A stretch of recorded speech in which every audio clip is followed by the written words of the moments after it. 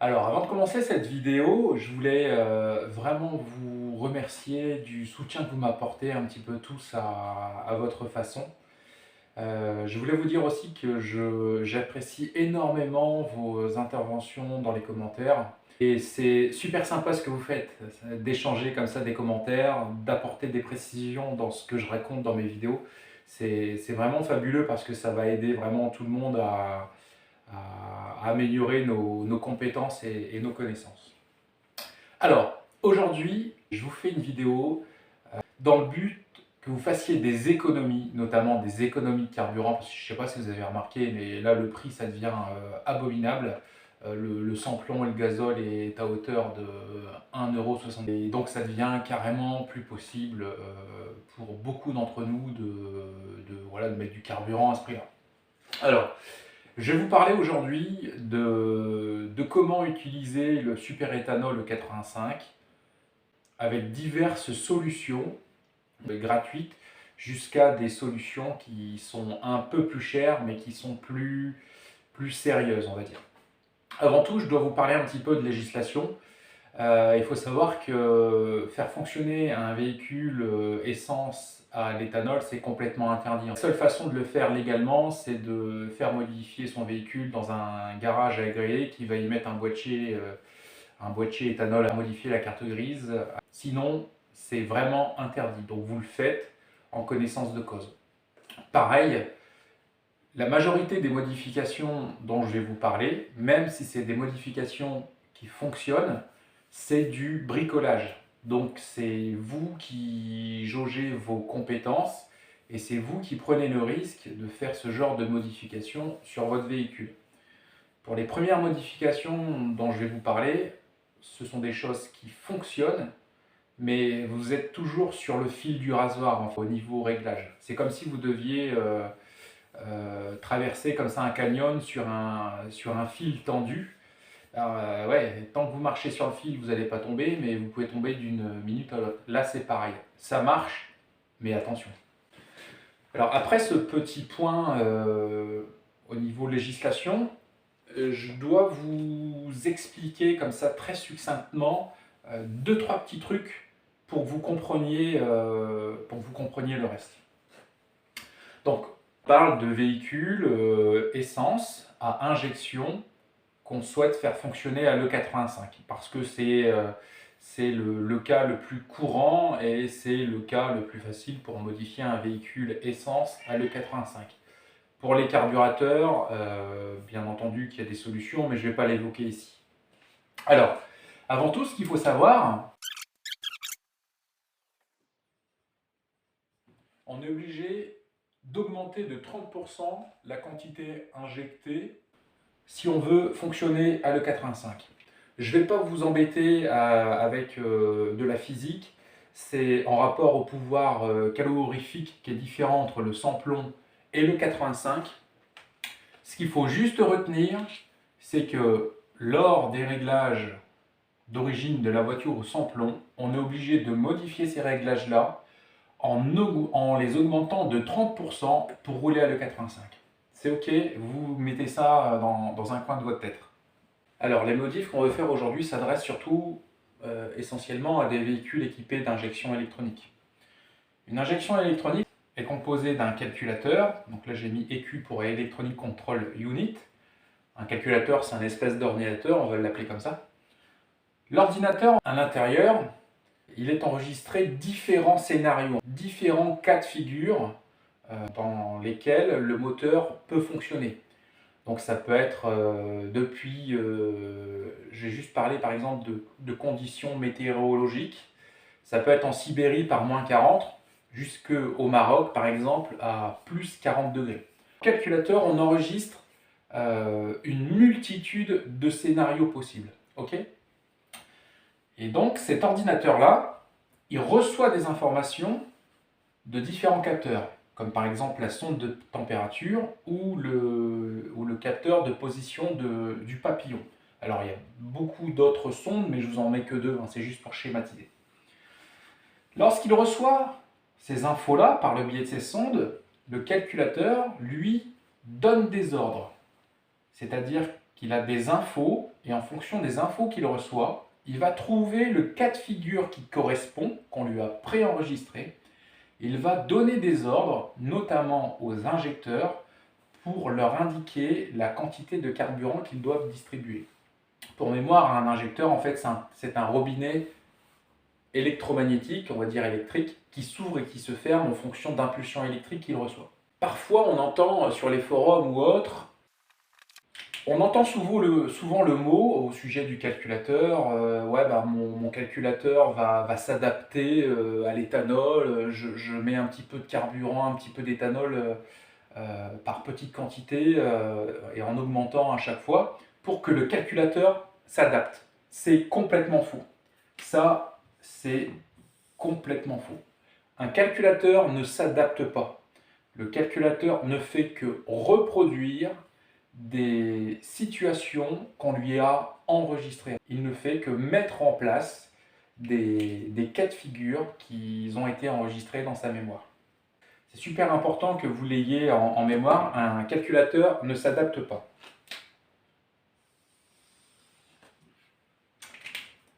Je vous l'ai dit tout à l'heure, le calculateur d'origine d'une voiture, le constructeur prévoit que sa voiture puisse être utilisée partout dans le monde. En général, c'est comme ça. Je vais te mettre un point milieu. Et par exemple,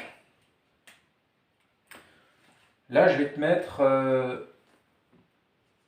la Sibérie. Donc froid, ok. Et à l'opposé, je vais te mettre le Maroc. Et au milieu, bah, je te mets chez nous en France. Donc tu vois là, tu as moins 40 degrés. Là, tu as plus 40 degrés. Puis bah, nous, on est un petit peu, enfin pas tout à fait entre les deux, mais on va dire que nous, on est à 15 degrés. Hein. Donc on est dans un climat tempéré. Et qu'est-ce que fait le calculateur pour qu'il puisse s'adapter de rouler au Maroc et quasiment 3 jours après de se retrouver en Sibérie et que la voiture fonctionne correctement? Vous savez tous que, par exemple, plus il fait froid, il faut enrichir le mélange, il faut injecter plus de carburant. C'est l'effet starter. En fait. Vous voyez? Et bien là, c'est exactement ce qui se passe.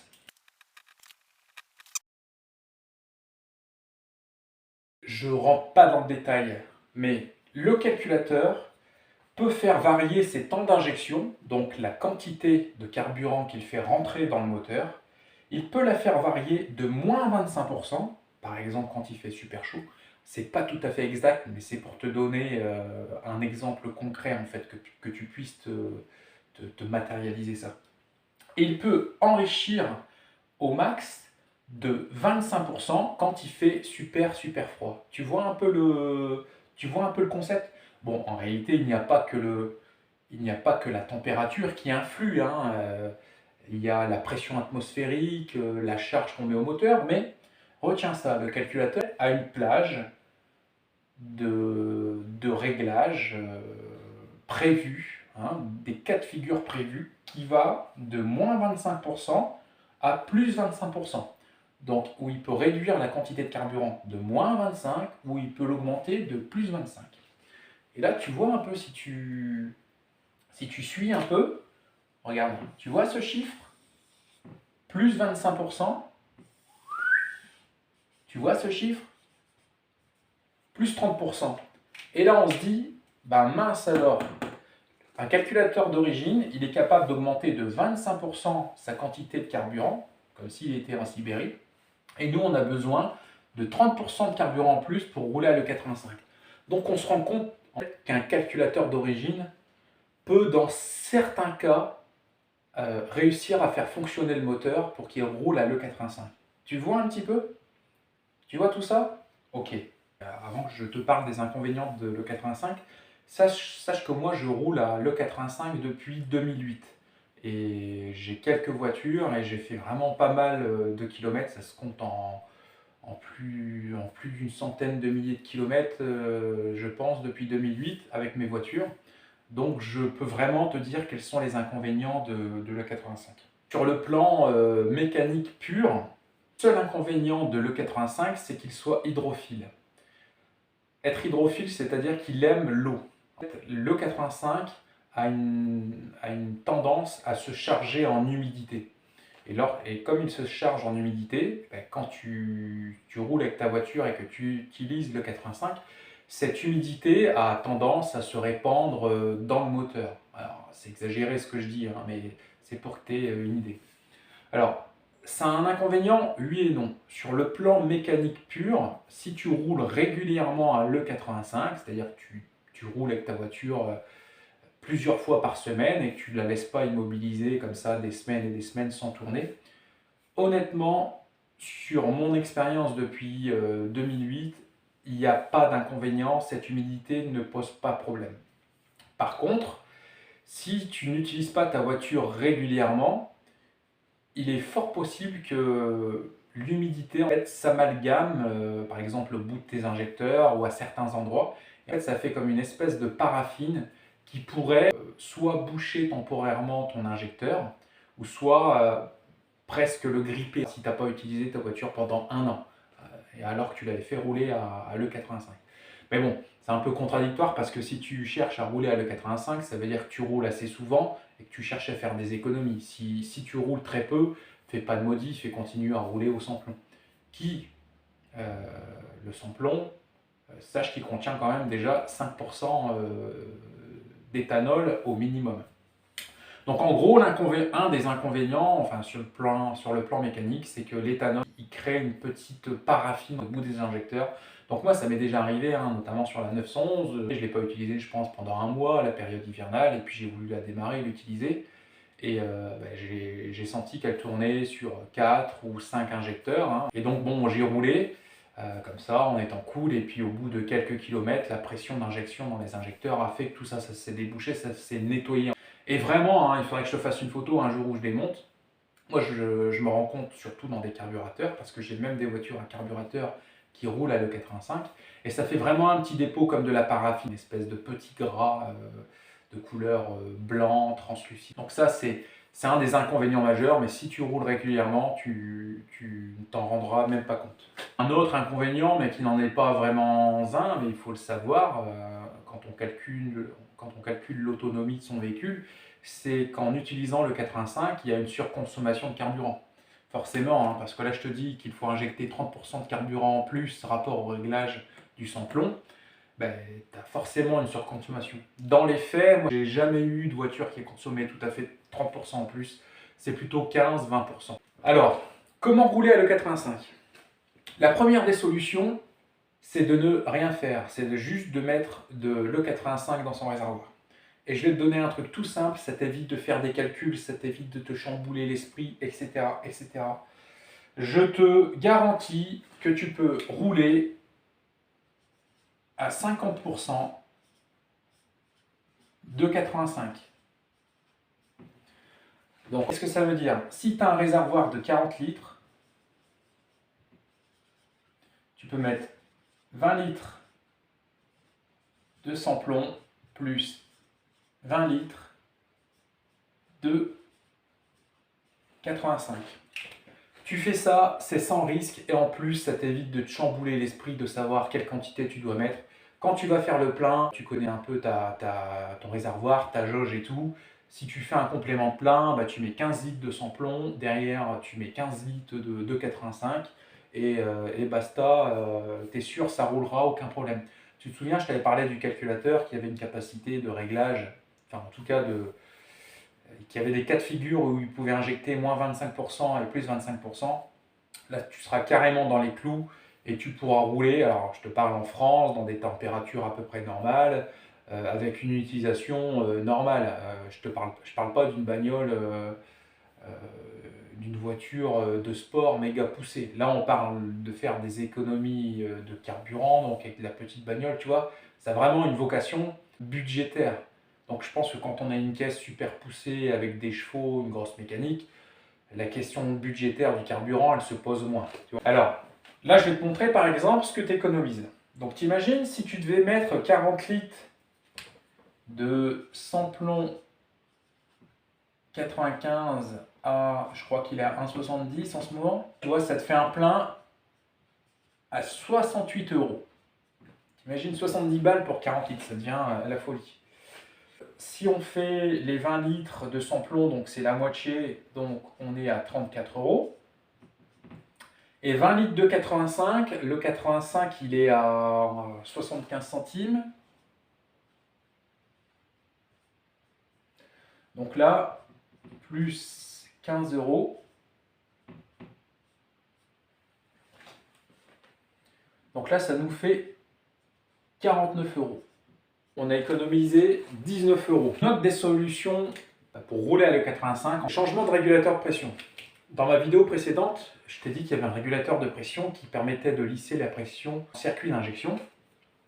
Et si on change le régulateur de pression, on va pouvoir augmenter la pression qui sort des injecteurs et par le même biais, on va enrichir suffisamment pour avoir nos 30% de carburant en plus. Alors je te refais un dessin. Tu te souviens, il y avait la rampe d'injection et au bout, on a notre régulateur de pression.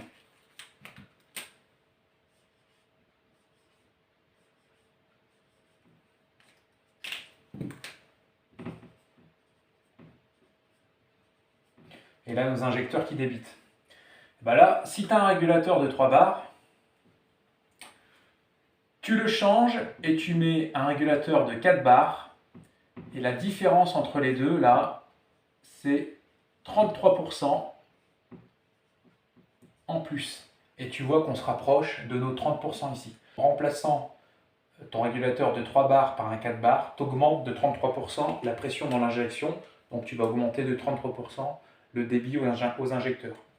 Alors tu peux le faire en trouvant un régulateur de pression plus élevé que celui que tu as d'origine, qui se monte en lieu et place. C'est super facile à changer. En général, ça dépend des montages, des voitures, etc. Ou sinon, tu as une autre solution. C'est d'utiliser ce genre de régulateur de pression chinois pas cher. Je crois que ça vaut 15-20 balles. Alors, pas sûr que ça marche longtemps, hein. À mon avis, le caoutchouc de la membrane va perdre de ses propriétés rapidement, mais déjà ça te permet de faire des essais. Alors fais gaffe à toi, hein, parce que tu vas peut-être devoir couper des durites, donc fais gaffe à l'étanchéité des durites colliers pour pas que tu aies un incendie, quoi. Montrer un montage qui permet d'utiliser ça à 20 euros sans tout démonter sur ta voiture. En gros, il suffit juste de brancher ce régulateur de pression en série après ton régulateur de pression d'origine. En gros, là, normalement, tu as ton circuit de retour. Ok. Il suffit juste que tu branches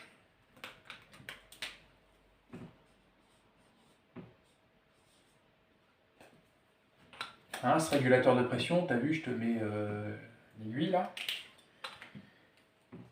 Il suffit juste que tu branches ce régulateur de pression en série, hein, par le biais de ces deux connexions.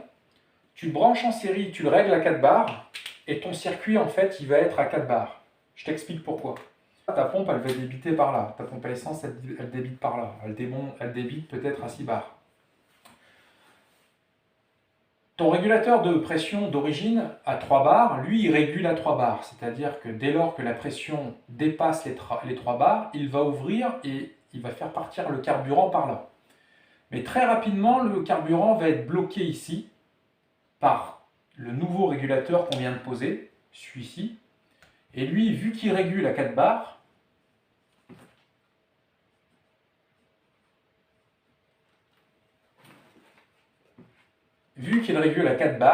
la pression de là et jusqu'au début, en fait, sera tout de même à 4 bars. Lui, en réalité, il sera tout le temps ouvert et il fera juste office de bouchon sur ta rampe d'injection. Donc en gros, là, c'est un montage tout simple, sans rien dépouiller, sans rien démonter. Tu as juste qu'à sortir ta durite de retour et de mettre en série ton régulateur de pression. Donc ça, c'est une solution à pas trop cher qui peut fonctionner. Les injecteurs, tu sais que ce sont des robinets électromagnétiques. Il existe plein de types d'injecteurs. Et une de leurs caractéristiques pour les différencier, c'est le débit propre à chaque injecteur. Par exemple, tu as des injecteurs qui vont de 200 cc à plus de 1000 cc avec toute une palanquée de référence entre les deux. Ok? Donc là, tu as compris là où je voulais en venir. Imagine que tu as une voiture avec des injecteurs à 300 cc. Ben, il suffit que tu te trouves des injecteurs à 400 cc. Et là, tu as augmenté de 33% ton débit de carburant. Donc tu vois que ça correspond avec les 30% recherchés. Alors encore une fois, ça je t'en parle. C'est un petit peu technique selon les voitures pour remplacer et changer ces injecteurs. Mais je t'en parle parce que souvent quand on bricole comme ça, quand on cherche à user du système D, eh ben, on cherche aussi à utiliser les opportunités qu'on a. Il se peut très bien que tu touches des injecteurs à pas très cher ou que tu les aies en stock. Et ben là, ça te permet de les monter, ça ne te coûte pas cher parce que tu les avais déjà.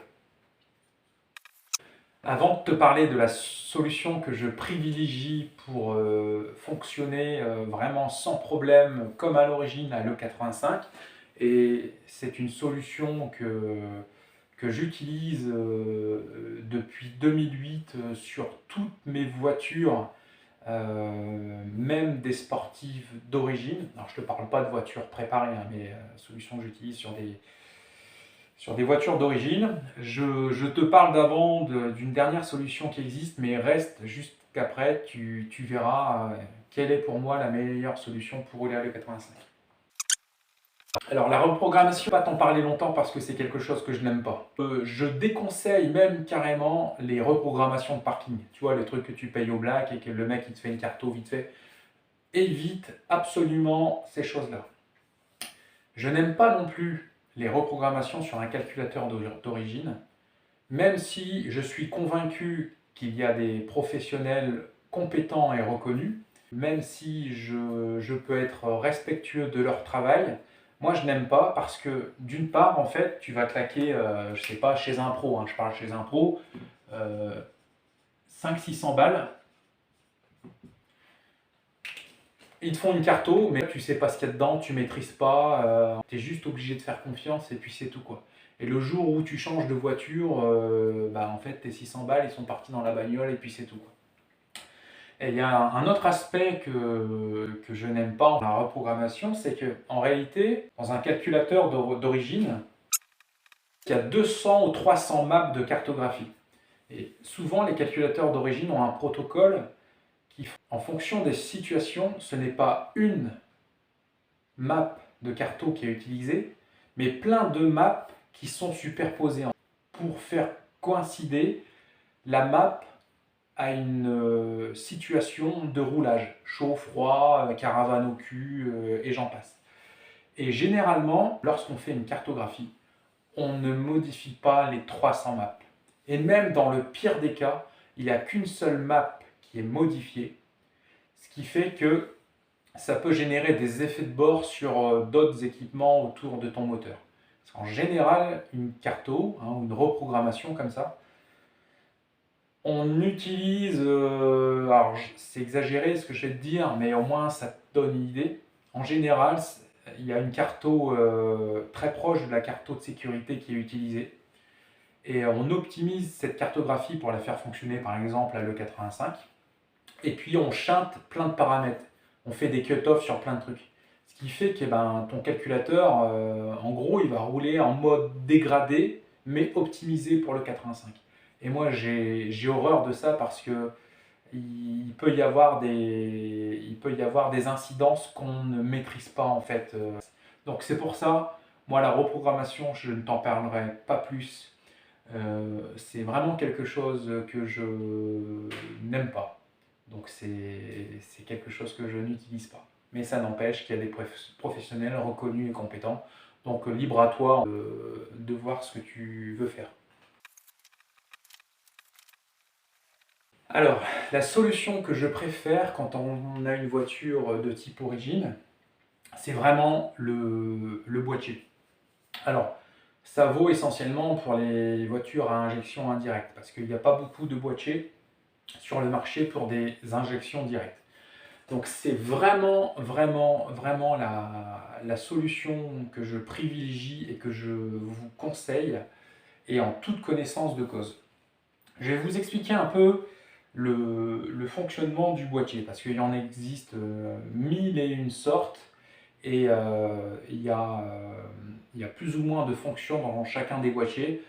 Je vais vous parler des fonctions qui sont intéressantes et d'autres qui sont complètement inintéressantes. Tu te souviens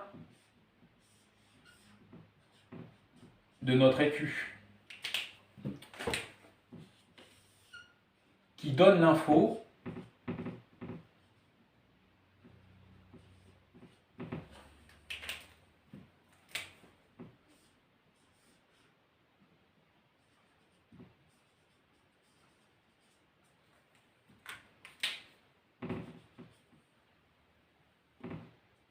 donc tu as l'écu qui donne l'info à l'injecteur. Et l'information d'injection à un injecteur, en fait, c'est une durée en millisecondes. Alors imaginons que ton écu, pour faire fonctionner l'injecteur au samplon 95, il donne une info de 1,0 millisecondes. Ok? Donc là, ça sort de l'écu à 1,1 millisecondes, ça passe par le fil qui est relié à l'injecteur, et l'injecteur, lui, va s'ouvrir 1,1 millisecondes. Le boîtier éthanol, lui, il sert à ça. Tu vas débrancher ton connecteur qui va à l'injecteur, tu vas le brancher au boîtier, et du boîtier va sortir une autre connectique que tu vas rebrancher en lieu et place sur l'injecteur. Et le boîtier à l'intérieur, il va allonger le temps d'injection.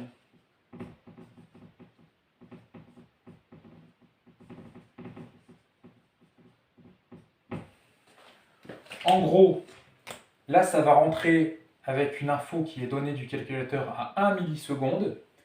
Le boîtier qui est réglable, hein, mais vu que là, on sait qu'il faut 30% en plus, on va le régler pour qu'il sorte 1,3 millisecondes.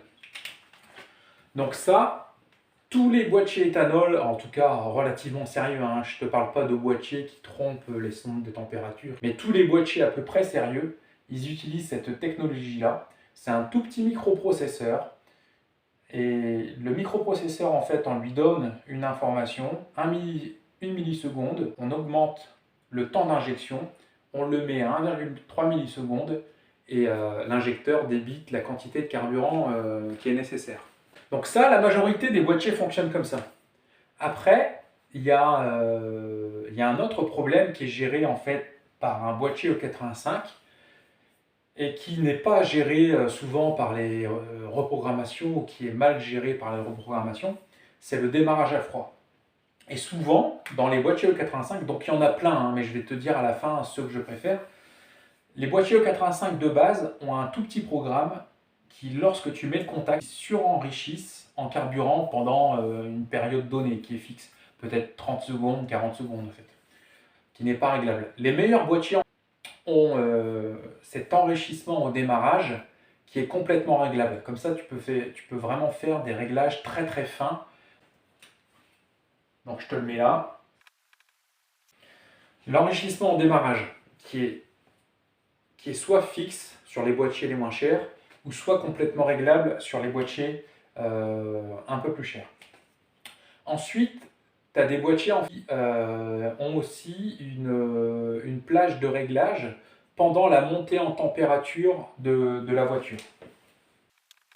Souvent, ces boîtiers-là sont accompagnés d'une toute petite sonde de température que tu viens coller sur une durite de refroidissement, un radiateur. Et Ce genre de boîtier en permet vraiment d'avoir un réglage super fin et c'est vraiment très très efficace. Il y a vraiment un boîtier que j'adore, d'une part parce qu'il y a toute cette fonction-là. L'enrichissement au démarrage est réglable, l'enrichissement à la montée en température est réglable, et en plus, il y a une fonction qui est super. Sur la majorité des boîtiers éthanol, tu es obligé de trouver la polarité de tes injecteurs, et au moment du montage, tu es obligé de bricoler avec un multimètre pour savoir le plus, le moins. Et si tu n'es pas aguerri en électronique, des fois ça peut être confusant. Et le boîtier dont je te parle, il n'y a pas besoin parce que tu branches comme ça et le boîtier calcule directement la polarité de tes injecteurs et en branche, ça fonctionne, quoi. Donc, pour parler de ce boîtier-là, je vais essayer de me rapprocher de l'entreprise qui les commercialise pour voir si je peux en parler, hein, parce que tu as vu, droit d'auteur et tout, maintenant je fais super gaffe. Donc je vais me rapprocher de l'entreprise qui commercialise ces boîtiers, et puis s'il faut, bah, je vous en parlerai plus précisément dans les vidéos. Alors après, il y a d'autres boîtiers dans d'autres marques qui utilisent un capteur de carburant. Alors moi ça, c'est quelque chose que je déteste. Parce que déjà, le capteur de carburant, qu'est-ce qu'il dit? Il te dit la quantité d'éthanol qui est dans le réservoir, tu sais, pour faire style un flex fuel. Mais en fait, ça ne sert à rien du tout. Parce que la sonde lambda fait exactement le même boulot. Et ton calculateur d'origine, tu te souviens, il y a une plage 25 à plus 25%. Donc du coup, ça ne sert à rien d'avoir un petit capteur éthanol qui se branche sur le circuit de carburant. En plus, ça peut te générer des fuites de carburant et un incendie. Donc, te prends pas la tête à chercher un boîtier éthanol qui a un capteur de carburant. Ça ne sert à rien, il n'y a pas de plus-value. C'est juste du montage plus compliqué et pour pas grand-chose, quoi. Donc voilà, bah écoute, tu as compris ce que je préférais, hein, le top du top, en fait, c'est d'utiliser un boîtier E85. Ce genre de boîtier, par exemple, ça coûte 250 € pour un moteur 4 cylindres. Ce qui fait que quand tu roules à l'E85 comme ça, tout à l'heure on avait vu que pour 40 litres ça coûtait 68 euros. Si tu roules à l'E85 à 75 centimes, ça va te coûter 30 euros. Donc en gros, à chaque plein, tu vas gagner la moitié en fait. Donc t'imagines, tu gagnes 30 euros, il te suffit d'une dizaine de pleins, hein, en comptant la surconsommation. Il te suffit 10 pleins pour amortir ton boîtier éthanol. Alors ça dépend de combien tu roules ou autre, hein, mais moi je fais un plein par semaine, hein, 600 bornes par semaine. Donc tu penses que le boîtier a été vite amorti. Alors, j'espère que cette vidéo sur comment rouler un l'E85 avec une voiture, on va dire, normale, du bon père de famille, hein, pas une méga grosse sportive. J'espère que ça vous a plu. Alors, encore une fois, il n'y a pas de montage, je n'ai pas de texte de prévu. Il y aura sans doute des bafouillages. Si vous avez des questions, n'hésitez pas à les mettre en commentaire. J'hésiterai pas à répondre, voire même à faire une vidéo additionnelle pour répondre à des questions qui seraient posées plusieurs fois. Donc voilà, et si vous voulez, n'hésitez pas à vous abonner, à partager, à liker pour que cette chaîne puisse prendre de l'ampleur. Je vous dis à bientôt.